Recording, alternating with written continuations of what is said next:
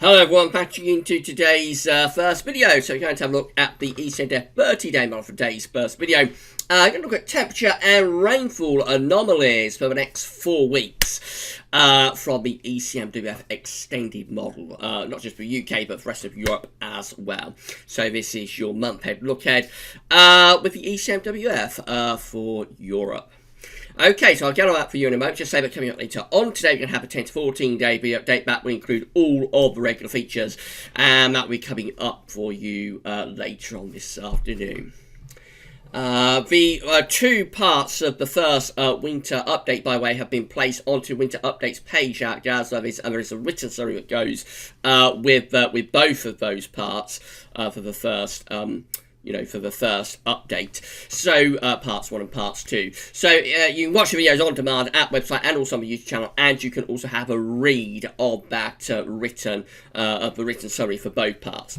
Website. Right, okay, let's get on with it then. I'm going to start off by having a look at the week 1 temperature anomaly from the ECMWF. This takes us from the 7th to the 13th of September. So the coming week is looking rather cool across the far north of Europe, so up to Scandinavia, around the Baltic Sea and into the northwest of Russia. Looks a little bit cooler than average through there. These cooler average conditions also extend back in towards Iceland as well.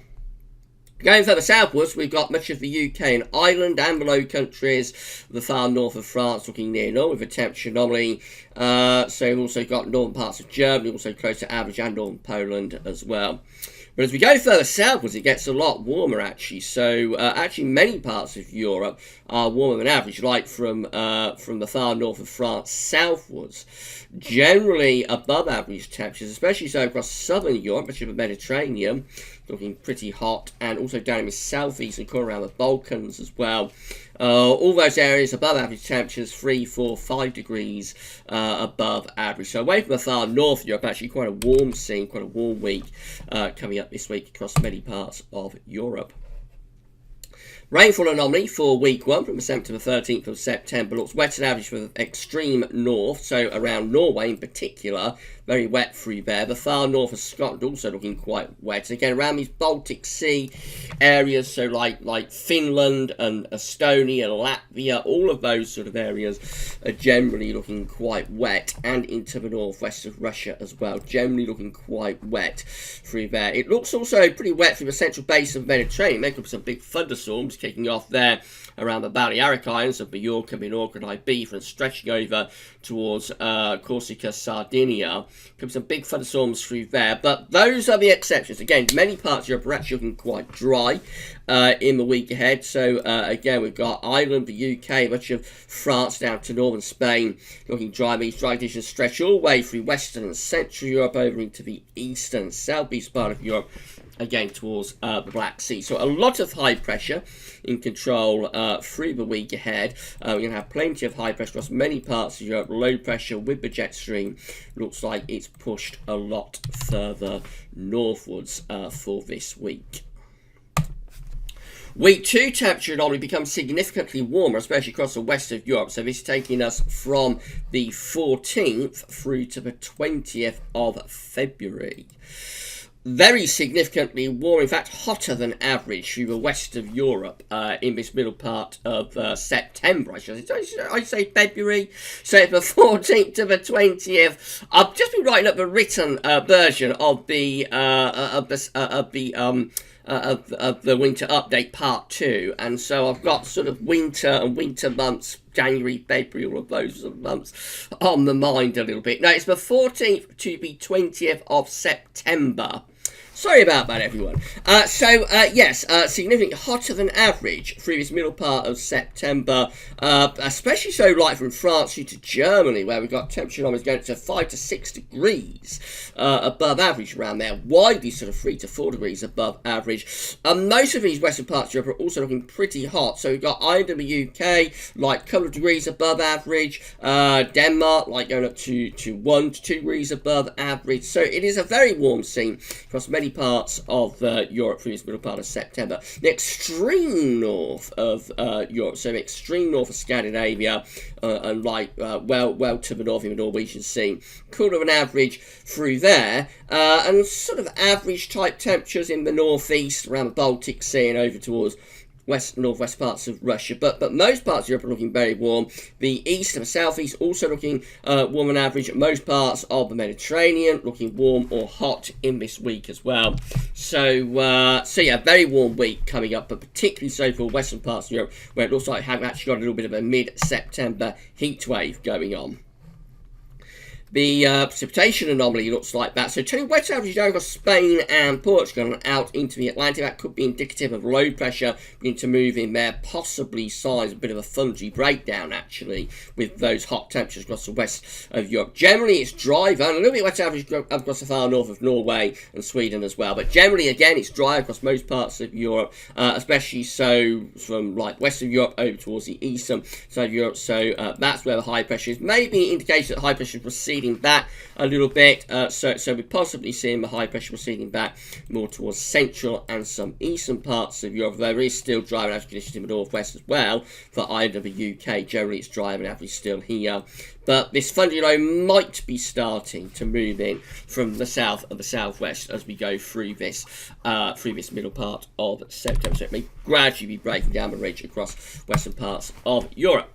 Week 3 temperature anomalies from the 21st to the 27th of September look like this. Quite a change actually. So it's still a little bit warmer than average from like France through to west of Germany, but nowhere near as hot in this week. Going cooler than average, interestingly, across many eastern parts of Europe. Also looking a little bit cooler than average for Scandinavia and back towards eastern parts of Scotland.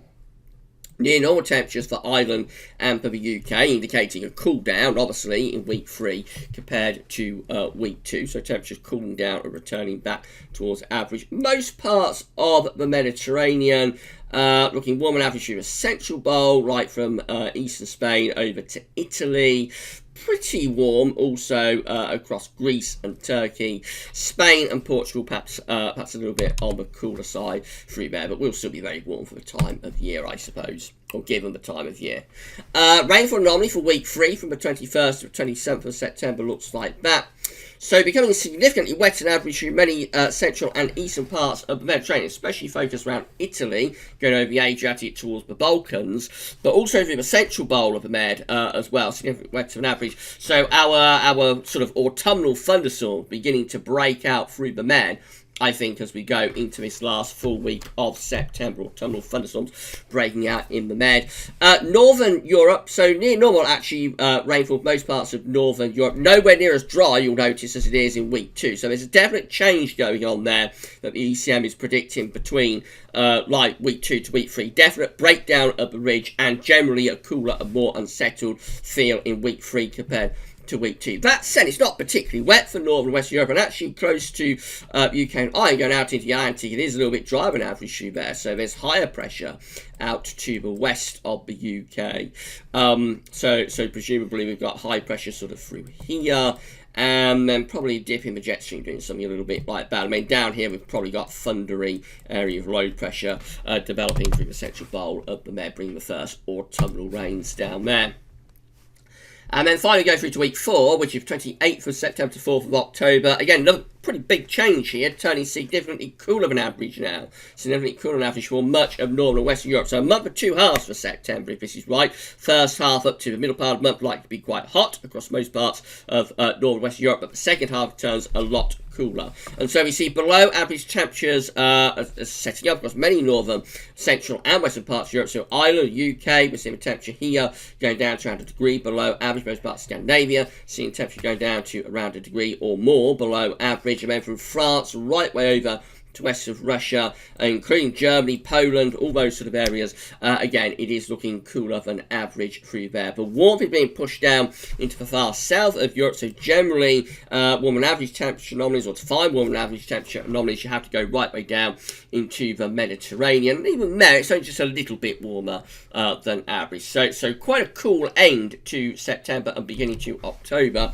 if that is right. And also a lot more unsettled for Northwestern Europe as well. So So what a change this is, turning significantly wetter than average now across the north and the west of Europe as well. You notice drier up towards Iceland, so signs of a mid-Atlantic ridge perhaps here. Let's get rid of that. So signs of a mid-Atlantic ridge here for the end of September into the start of October, with high pressure pushing northwards through the North Atlantic, and that sends the low pressure southwards along with the jet stream as well. So the jet stream will be doing something a little bit like that probably. Down here we've got that thundery low from week 3 moving over towards the eastern side of the Med and the Balkans towards the Black Sea.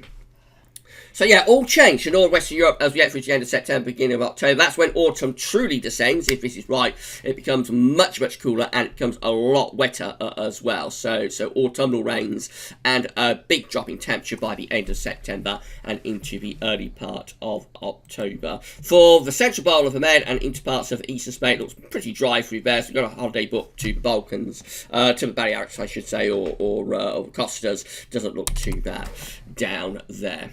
Right then, so that's how it's looking this week. There was just a snapshot of what model is showing. It could all look very, very different next week. So any forecast beyond 5 to 7 days comes with big health warnings. But yeah, it looks like mid-September going to be pretty hot. Bit of a heat wave actually across most parts of northern and western Europe. And then once that's out of the way, second half of September we descend truly into autumn across many northern and western parts of Europe. So by the end of September and the beginning of October, we are looking very autumnal there, wet and cool. We'll extend out beyond this further in the live stream tomorrow. We're going to look at week 5 and week 6 temperature and rainfall anomalies in tomorrow's live stream.